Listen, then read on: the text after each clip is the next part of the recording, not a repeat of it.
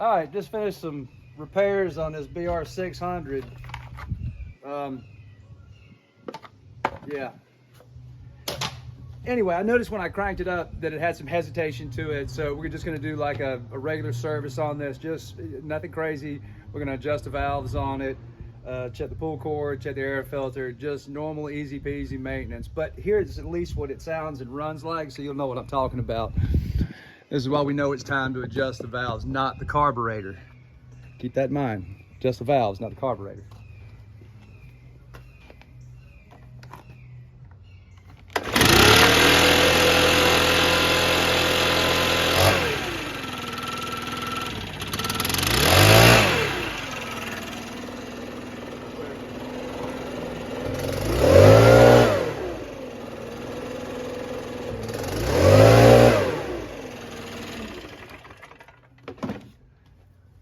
Tremendous lag in acceleration. I hope I had that lined up well enough, but you could hear the lag. Let's take it over to the bench and let's get this thing jammed up and jelly tight. Super easy here. Let's pull this. Have a look at the filter. Looks like it's been doing its job. Might be able to blow that out. It's not too terribly bad. To take this back cover off, in order to, on the 600s and 700s, you'll actually have to remove this back shroud, engine shroud. They're nice enough on the newer equipment, they just give you a little access port to adjust the valves. But we're gonna throw a fresh plug in here. So you've just got these three right here that hold your recoil on. We have screws in there. One. Come on, get in there. All right. Now, if I can do this, you got one down there and one. Oh gosh, this is a hard one to find. Come on, nope. Sorry, my head's in the way, but I couldn't get that done any other way. Okay, and then just lifts off.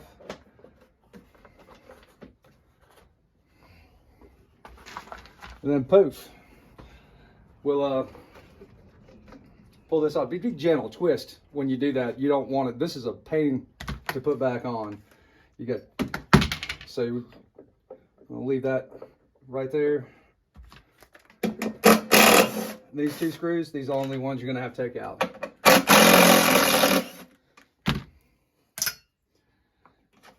And don't pull these by the wires because they're gonna be on there pretty good.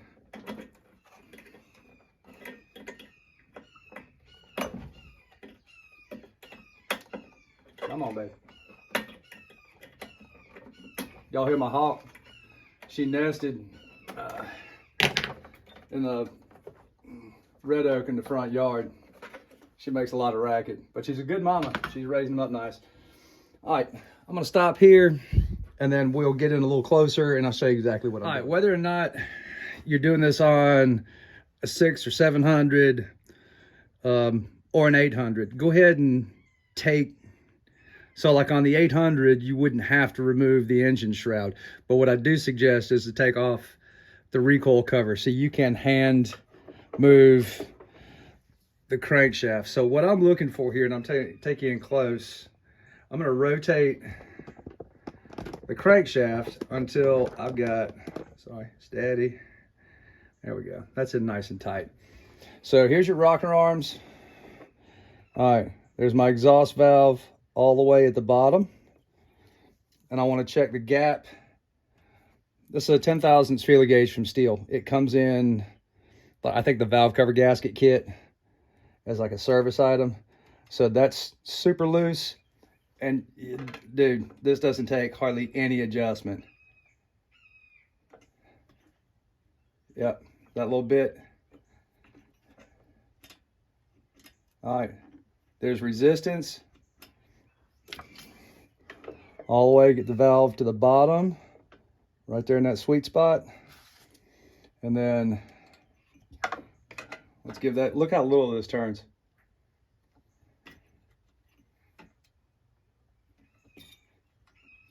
A little bit more. One more. That's her. Ooh, that's awful snug, but it'll work. So simply, I haven't had an issue with these leaking. As long as that gasket's in good shape, it's cork. So just make sure you're right there where it belongs. And put that back in. Here, let's back out a little bit.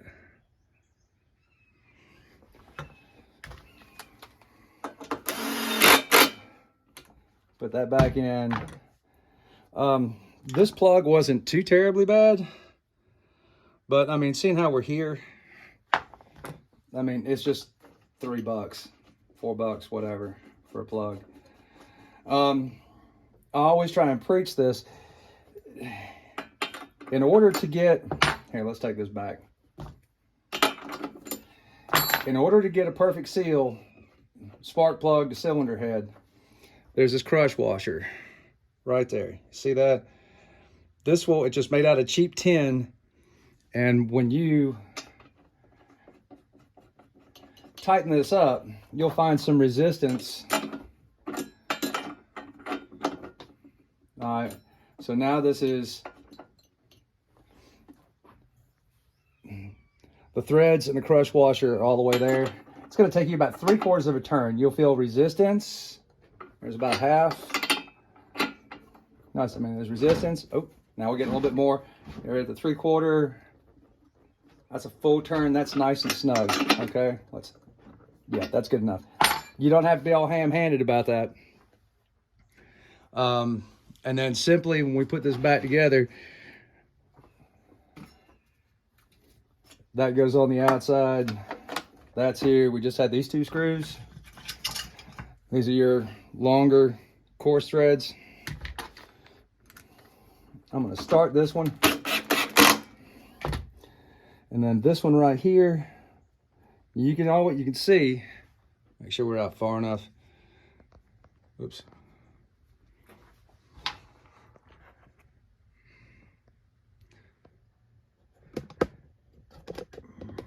You're going to have to get this back in, start right here. And you can see the marks from where it was in there.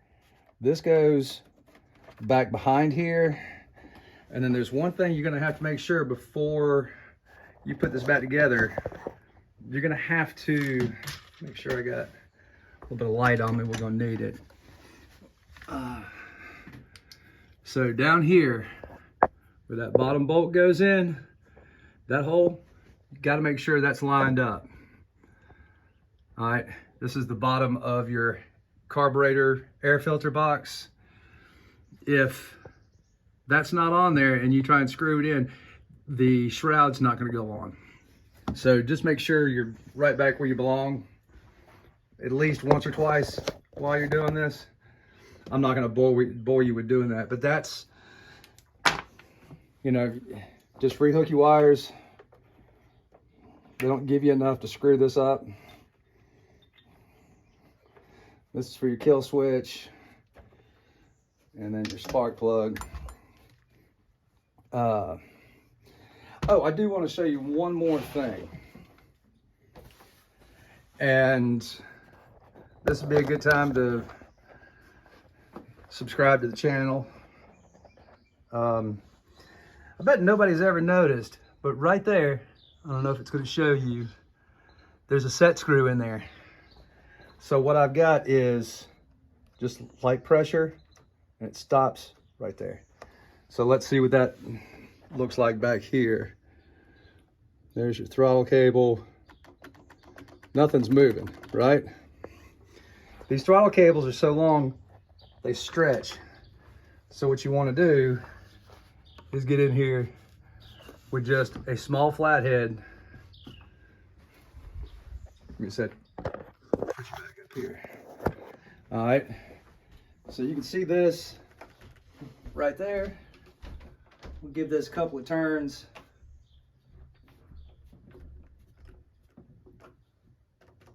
I'm gonna back that out. I want just a little tiny bit of slop because I don't want this to be there. There's maybe 1/8 of an inch of travel before that.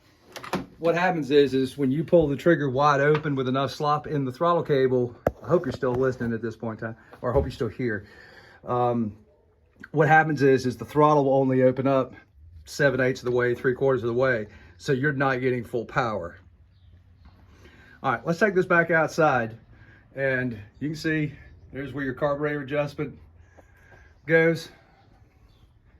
Those are 4mm studs, so you'll need a carburetor adjustment tool, but I tell you, you won't need it. Once the valves are properly adjusted on all these 4MX units, this should run like a champ. All right, I chose to put a brand new air filter in there. The other one, it was very dirty. I've got some, let's see if we can get in a little closer. Fumble. All right, so that's not going to take long. The rest of the rope's in good shape, but while we're here servicing this, so what you want to do is take the tension. This is going to be different than these motors run clockwise. So what I'm going to do is I'll take you in a little closer so you can see what I'm doing. All right, now that all the string's out and there's no tension on the spring whatsoever, you want to reach in there and just with a pick or a small screwdriver, take that out, snip the end of it. Same thing over here. Get a pick, do that out, measure your rope off. You want to use the exact same size rope, don't use crappy rope. So I'm going to slide this through here. I do, back out just a little bit. All right, so I do a slip knot. Okay, just leave that kind of loose. Tag end goes back through the loop, and that makes like a little clover knot. Here, let me grab a pair of pliers so I can cinch that down. But this won't come undone, and it's not going to pass through the handle. So just to be neat and tidy, tuck that in first, and then there's that. All right.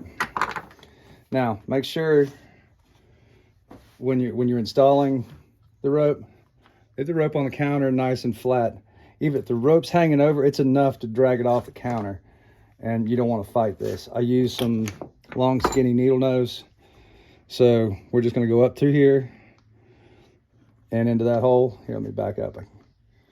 And then you can push up on this rope, pull it through, one overhand knot.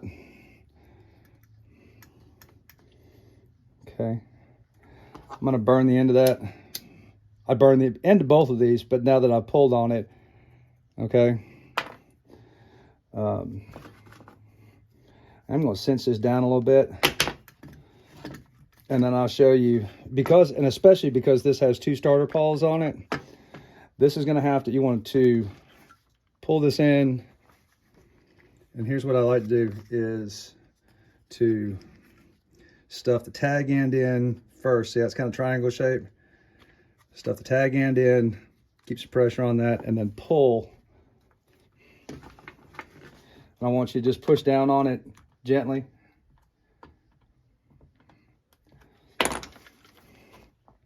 All right, and that way your knot doesn't interfere with the action of that clip or the pawls. See? And then to do this, let's pull some rope out. You're going to go counterclockwise on these. It's backwards compared to it like a chainsaw. I'll hold on to that. Let's take some of the twist out of the rope here. Come on.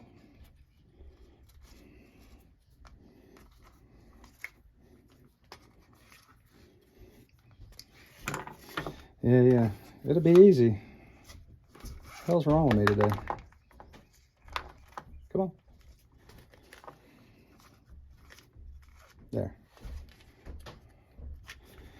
That's probably about 4 or 5 rounds, and it's still a little floppy. So I want to do just one more round. So again, counterclockwise, pull that tight. That snaps back in nice. Now, the other thing that I want to watch out for is when that rope's all the way out, you want to see that knot right there. You don't want to see it right there, because that means the spring's bound up on itself. You want just enough tension on that spring so it snaps back, but the rope can extend all the way. All right, let's fire this thing up. I brought my adjustment screwdrivers, but more than likely we won't need it. Sometimes if you got a little hesitation, when everything's right, we got a fresh plug in here, we got known good gas in here, and the valves are adjusted properly, this should run like a champ with no hesitation. It's amazing how much difference that makes.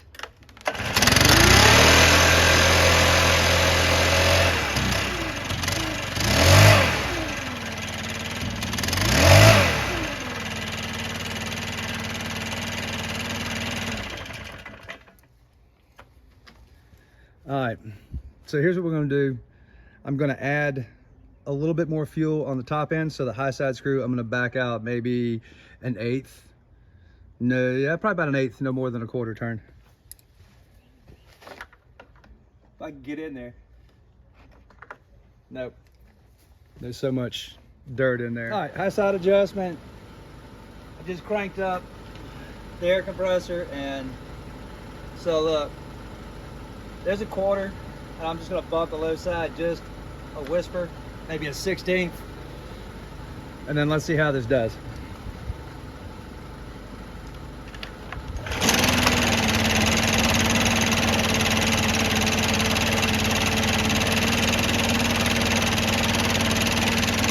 Because I added more fuel on the low side, I just bumped up the idle speed a little bit to kind of match that.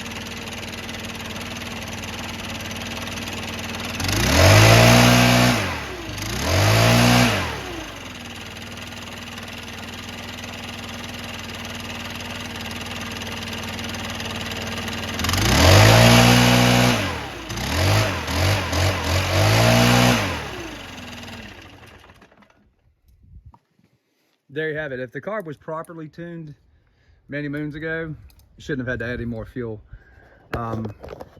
75% of the time, if the carb was correctly tuned from the beginning, just a valve adjustment and everything else does it. It's unusual that you have to do any adjustments on these, but that gives you back your throttle response typically. And they set these up a little lean, thrifty from the factory, helps make emissions. Should be good to go here. So went from a where'd it go, busted up back plate to back to a fully functioning BR600. Y'all enjoy it, have a great day.